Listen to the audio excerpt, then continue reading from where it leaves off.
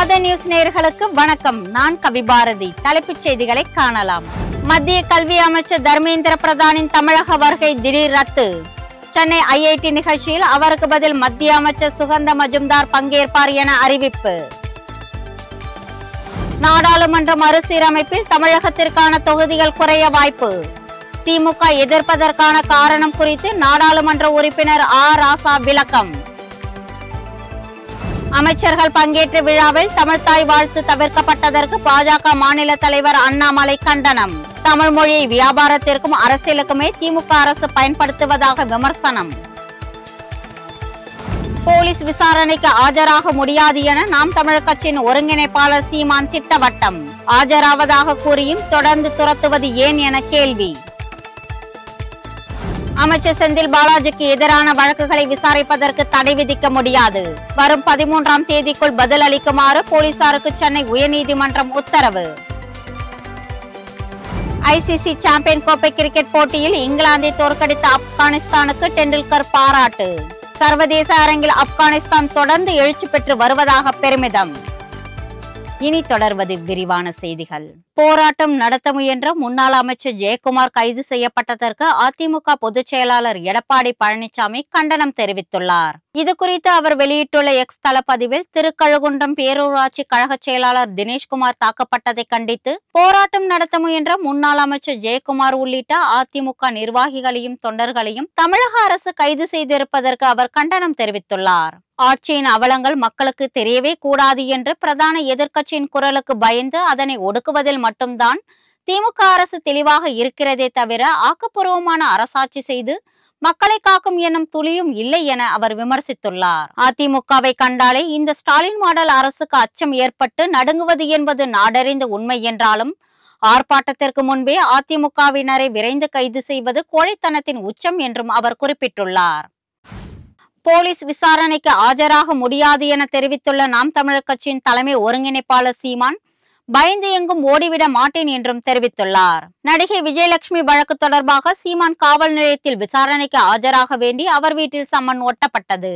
இது குறித்து செய்தியாளர்களிடம் பேசிய சீமான் தான் பயந்து எங்கும் ஓடிவிட மாட்டேன் என்றும் தன்னை இவ்வளவு விரட்ட வேண்டிய அவசியம் என்ன இருக்கிறது என்றும் வினவினார். காவல் நிலையத்திற்கு வருகிறேன் என்று கூறிய பிறகும் தன்னை ஏன் விரட்டுகின்றனர்? ஆஜராவேன் என்று உறுதியளித்த பின்னும் தனது வீட்டில் சம்மன் ஒட்டப்பட்டது ஏன்? காவல்துறைக்கு ஏன் இவ்வளவு அவசரம்? வேறு எந்த பிரச்சனையிலாவது இவ்வளவு அவசரம் காட்டியிருக்கிறார்களா என சரமாரியாக கேள்விகளை எழுப்பினார். அண்ணா பல்கலைக்கழக விவகாரத்தில் இந்த தீவிரத்தை போலீசார் காட்ட வேண்டும் என கூறிய சீமான் வழக்கில் தன்னை மீண்டும் மீண்டும் விசாரித்து அசிங்கப்படுத்தவே முயற்சி நடக்கிறது என்றும் பெரியார் பற்றி தான் பேசியதால் பெண்ணை வைத்து தன்னை அடக்க முயற்சி செய்கிறார்கள் என்றும் அவர் குற்றம் சாட்டினார். விசாரணைக்கு ஆஜராக முடியாது, என்ன செய்ய முடியும் என வினவிய சீமான் சம்பந்தப்பட்ட அந்த பெண்ணையும் தன்னையும் வைத்து விசாரிக்க வேண்டும் என்றும் கேட்டுக்கொண்டுள்ளார். நடிகை விஜயலட்சுமி வழக்கு தொடர்பாக நாம் தமிழர் கட்சியின் ஒருங்கிணைப்பாளர் சீமான் வீட்டில் ஒட்டப்பட்ட சம்மனை கிழித்து எறிந்த அக்கட்சியின் நிர்வாகியை போலீசார் கைது செய்தனர்.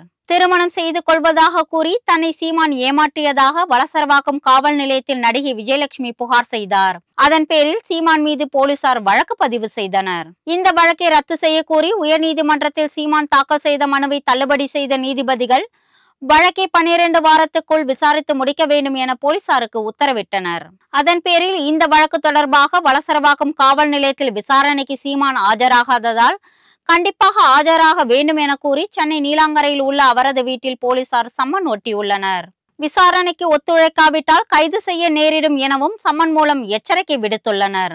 சம்மன் ஒட்டப்பட்ட சில நிமிடங்களில் சீமான் வீட்டிலிருந்து வெளியே வந்த நாதாக்கா நிர்வாகி ஒருவர் சம்மனை கிழித்து எறிந்தார். இதனை அடுத்து அந்த நபரை போலீசார் அதிரடியாக கைது செய்தனர். இதேபோல் அங்கு வந்து போலீசை தாக்கியதாக அமல்ராஜ் என்ற சீமான் வீட்டு காவலாளியும் கைது செய்யப்பட்டார்.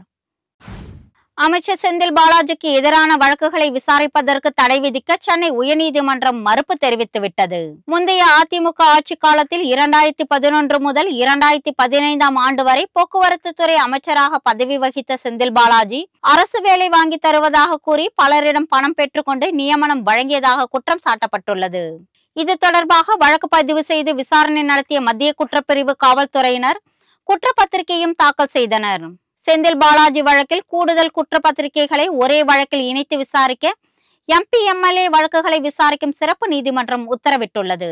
சிறப்பு நீதிமன்றம் பிறப்பித்த இந்த உத்தரவுக்கு தடை விதிக்க கோரி சென்னை உயர்நீதிமன்றத்தில் வழக்கு தொடரப்பட்டது. ஆனால் தடை விதிக்க மறுப்பு தெரிவித்த நீதிபதி இளந்திரையன் இந்த மனு தொடர்பாக அடுத்த மாதம் 13ஆம் தேதிக்குள் பதில் அளிக்குமாறு போலீசாருக்கு உத்தரவிட்டு விசாரணையை ஒத்திவைத்தார். தென்னிந்தியாவில் நாடாளுமன்ற தொகுதி மறுசீரமைப்பு அடிப்படையில் தொகுதிகளின் எண்ணிக்கை குறைந்தால் இயற்கையாகவே திராவிட நாடு அமையும் என திமுக நாடாளுமன்ற உறுப்பினர் ராசா பரபரப்பாக பேசியுள்ளார். மத்தியில் தற்போது நடைபெறக்கூடிய பாசிச ஆட்சியை தூக்கி எறிய வேண்டும் என்றால் தமிழக முதல்வர் ஸ்டாலின் தலைமையிலான இயக்கத்தின் மூலமே அது சாத்தியமாகும் என குறிப்பிட்டார். நாட்டின் இறையாண்மையை தாங்கள் ஏற்றுக்கொள்கின்ற போதிலும் மாநிலங்களுக்கு சமமான அங்கீகாரம் அளிக்கப்பட வேண்டும் என்பதில் உறுதியாக இருப்பதாகவும் கூறினார். அதைதான் திராவிடம் வலியுறுத்துகிறது என குறிப்பிட்ட ராசா இந்தியா மட்டுமின்றி உலகம் முழுவதிலும் பெரியாரின் இந்த தத்துவம் பரவி கிடக்கிறது என்றும் தெரிவித்தார். நாடாளுமன்ற மறுசீரமைப்பில் தமிழகத்திற்கான தொகுதிகள் குறைய வாய்ப்பு இருப்பதன் காரணமாகவே அதனை திமுக கடுமையாக எதிர்ப்பதாக அக்கட்சியின் நாடாளுமன்ற உறுப்பினர் ராசா தெரிவித்துள்ளார். இது தொடர்பாக எமது ஆதன் செய்திகளுக்கு அவர் கொடுத்த பிரத்யேக பேட்டியை இப்பொழுது காணலாம்.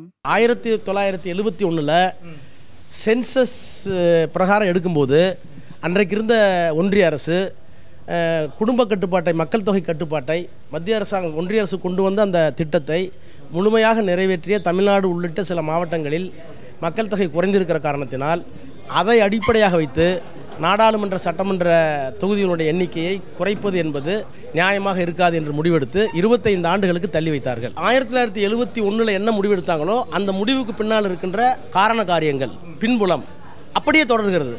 அப்போ இன்னும் ஒரு 25 வருஷத்துக்கு நீங்கள் தள்ளி போடணும் இல்லையா? இல்லைனா நீங்கள் சொல்கிற புரோராட்டா என்னன்னு சொல்லணும். நீங்கள் சொல்கிற புரோராட்டா மக்கள் தொகை அடிப்படையில் ஒத்துக்க மாட்டோம். தமிழ்நாட்டுக்கு 39 எத்தனை ஏற்றுறீங்களோ அதே புரோராட்டா பிரகாரம் தான் உத்தரப்பிரதேசம் ஏற்றணும். அதாவது பிரின்சிபல் ஆஃப் ஈக்குவிட்டி, எந்த மாநிலத்திற்கும் எந்த எண்ணிக்கை அடிப்படையிலையோ அல்லது வேறு எந்த விதத்திலோ எண்ணிக்கை குறையக்கூடாது, சேதாரப்படுத்தக்கூடாது. சார் அவங்களுடைய ஸ்டெல்த்தி, அதாவது திருட்டுத்தனமானவர்களுடைய வேலை மக்கள் தொகை அடிப்படையில் இதை கொண்டு வந்து தென்னக மாநிலங்களுக்கு, குறிப்பாக தமிழ்நாடு உள்ளிட்ட மாநிலங்களுக்கு எண்ணிக்கையை குறைத்து வட மாநிலங்களுக்கு எண்ணிக்கையை அதிகப்படுத்தி தாங்கள் கொண்டு வர வேண்டிய எல்லா காட்டுமிராண்டித்தனமான சட்டங்கள், திட்டங்கள் அனைத்தையும் ஒப்புதல் பெற வேண்டும் என்பதற்காக கொண்டு வந்திருக்கிறார்கள்.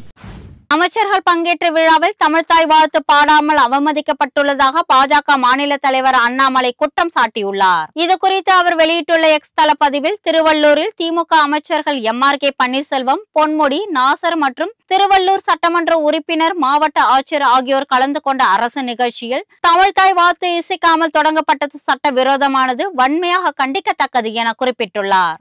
தமிழகத்தில் தமிழ் மொழியை இல்லாத தனியார் பள்ளிகள் கட்டமைப்பை உருவாக்கி தாய்மொழி கல்வியை கட்டாயமாக்கும் புதிய கல்வி திட்டத்தில் தாங்கள் சுயலாபத்திற்காக எதிர்த்து 2 மொழி கொள்கை என்ற பெயரில் நாடகம் நடத்தி கொண்டிருக்கும் திமுக தமிழ் மொழியை வியாபாரத்திற்காகவும் அரசியல் செய்யவுமே தொடர்ந்து பயன்படுத்தி வருகிறது என அவர் விமர்சித்துள்ளார். அமைச்சர்கள் பங்கேற்ற விழாவில் தமிழ்தாய் வாழ்த்து தவிர்க்கப்பட்டு அவமதிக்கப்பட்டுள்ளதற்கு முதலமைச்சர் என்ன நாடகத்தை அரங்கேற்ற போகிறார் என்றும் அண்ணாமலை கேள்வி எழுப்பியுள்ளார். மத்திய கல்வி அமைச்சர் தர்மேந்திர பிரதானின் தமிழக வருகை திடீரென ரத்து செய்யப்பட்டுள்ளது.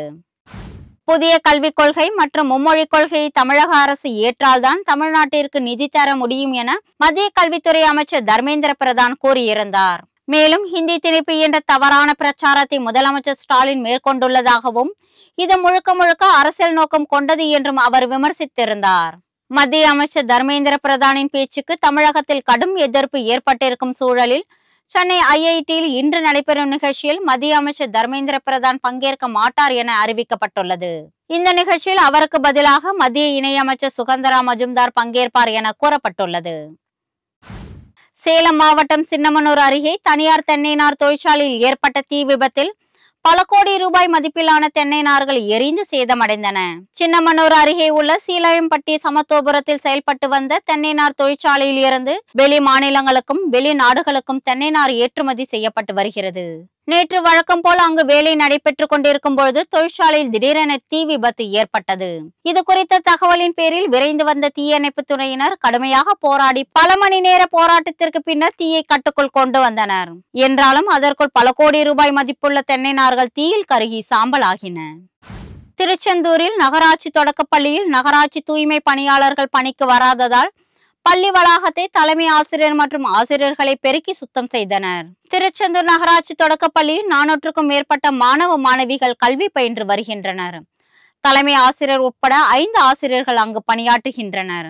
நாள்தோறும் பள்ளி வளாகத்தை நகராட்சி பணியாளர்கள் சுத்தம் செய்து வந்த நிலையில் கடந்த சில நாட்களாக பணியாளர்கள் வராததால் இது குறித்து பள்ளி தலைமை ஆசிரியர் நகராட்சி நிர்வாகத்தின் கவனத்திற்கு கொண்டு சென்றுள்ளார்.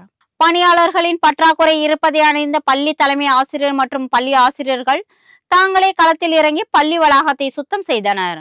அங்கிருந்த குப்பைகளையும் பெருக்கி அப்புறப்படுத்தினர். தூய்மை பணியாளர்கள் பணிக்கு வராத போதிலும் பள்ளி சூழல்தான் முக்கியம் என்பதை அறிந்து தாங்களாகவே குப்பைகளை அகற்றிய ஆசிரியர்களின் செயல் அப்பகுதி மக்களிடையே பாராட்டை பெற்றது.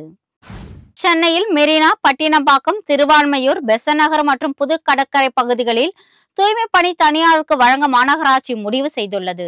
மெரினா கடற்கரையில் ஓராண்டுக்கு தூய்மை பணிகளை மேற்கொள்ள சுமார் 8 கோடி ரூபாய் ஒப்பந்தம் போடுவதற்கு திட்டமிடப்பட்டுள்ளது.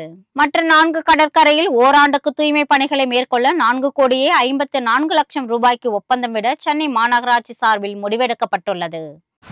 வரும் 1ஆம் தேதி டெல்டா மாவட்டங்களுக்கு கனமழை எச்சரிக்கை விடுக்கப்பட்டு இருப்பதால் அந்த மாவட்ட ஆட்சியர்கள் முன்னெச்சரிக்கையாக இருக்க வேண்டும் என தமிழக அரசு அறிவுறுத்தியுள்ளது. நேற்று முதல் வரும் 1ஆம் தேதி வரை தஞ்சை, புதுக்கோட்டை, ராமநாதபுரம், சிவகங்கை, விருதுநகர், தேனி, மதுரை, திண்டுக்கல், தென்காசி, தூத்துக்குடி, திருநெல்வேலி மற்றும் கன்னியாகுமரி ஆகிய மாவட்டங்களில் கனமழை பெய்ய வாய்ப்புள்ளதாக வானிலை ஆய்வு மையம் ஏற்கனவே தெரிவித்திருக்கிறது. இந்த நிலையில் டெல்டா மாவட்டங்களில் கனமழை எச்சரிக்கை தொடர்பாக 12 மாவட்ட ஆட்சியர்களுக்கு தமிழக அரசு கடிதம் அனுப்பியுள்ளது. மழை தொடர்பாக அனைத்து துறைகளையும் ஒருங்கிணைந்து முன்னெச்சரிக்கை நடவடிக்கைகளை மேற்கொள்ளுமாறு அதில் அறிவுறுத்தப்பட்டுள்ளது. கன்னியாகுமரி, தஞ்சை உள்ளிட்ட 10 மாவட்டங்களில் இன்று கனமழைக்கு வாய்ப்புள்ளதாக வானிலை ஆய்வு மையம் தெரிவித்துள்ளது.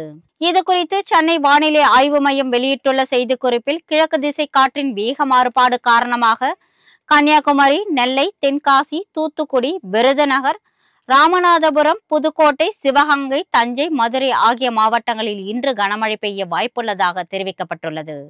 நாளை கன்னியாகுமரி, நெல்லை, தென்காசி, தூத்துக்குடி, விருதுநகர் மற்றும் ராமநாதபுரம் ஆகிய மாவட்டங்களில் கனமழை பெய்யக்கூடும் என தெரிவிக்கப்பட்டுள்ளது. சென்னை மற்றும் புறநகர் பகுதிகளில் அதிகபட்ச வெப்பநிலை 34 டிகிரி செல்சியஸை ஒட்டி இருக்கும் என்றும் வானிலை ஆய்வு மையம் தெரிவித்துள்ளது. ஐசிசி சாம்பியன் கோப்பைக்கான கிரிக்கெட் போட்டி லீக் ஆட்டத்தில் இங்கிலாந்தை வீழ்த்திய ஆப்கானிஸ்தான் அணிக்கு இந்திய அணியின் முன்னாள் ஜாம்பவான் சச்சின் டெண்டுல்கர் வாழ்த்து தெரிவித்துள்ளார். இது குறித்து அவர் வெளியிட்டுள்ள எக்ஸ் தள பதிவில் சர்வதேச கிரிக்கெட்டில் ஆப்கானிஸ்தான் அணி நிதானமான தொடர்ச்சியான எழுச்சி கண்டு வருவது உத்வேகத்தை கொடுக்கிறது என குறிப்பிட்டுள்ளார். இனிமேலும் ஆப்கானிஸ்தான் அணி பெறும் வெற்றிகளை ஆச்சரியம் என வர்ணிக்க முடியாது என்றும் அவர்கள் வெற்றியை தற்போது பொழுதுபோக்காக மாற்றிவிட்டார்கள் என்றும் தெரிவித்துள்ளார். இப்ராஹிம் மிக அற்புதமாக சதமடித்த நிலையில் ஓம்சாய் அபாரமாக 5 விக்கெட்களை எடுத்து ஆப்கானிஸ்தானுக்கு மறக்க முடியாத ஒரு வெற்றியை பெற்றுக் கொடுத்தார் என பாராட்டு தெரிவித்துள்ள சச்சின், இருவரும் நன்றாக விளையாடினீர்கள் என்று பதிவிட்டுள்ளார். இத்துடன் ஆதன் செய்திகள் நிறைவடைகின்றன. வணக்கம்.